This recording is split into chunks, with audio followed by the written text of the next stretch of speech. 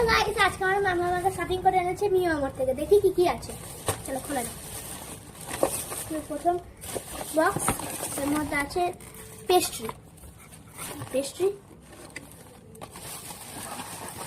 Second box আছে, দেখি কি আছে, সিলটা কাটি।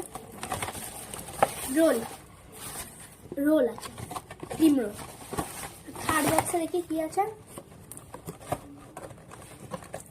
পুজো স্পেশাল এগুলো বানিয়েছে। পুজোর একটা স্পেশাল নিয়ম থেকে হয়েছে কেক। কি দেওয়া আছে বলে এর মধ্যে আলমন্ডস আছে, বাদাম আছে, এগুলো সব আছে।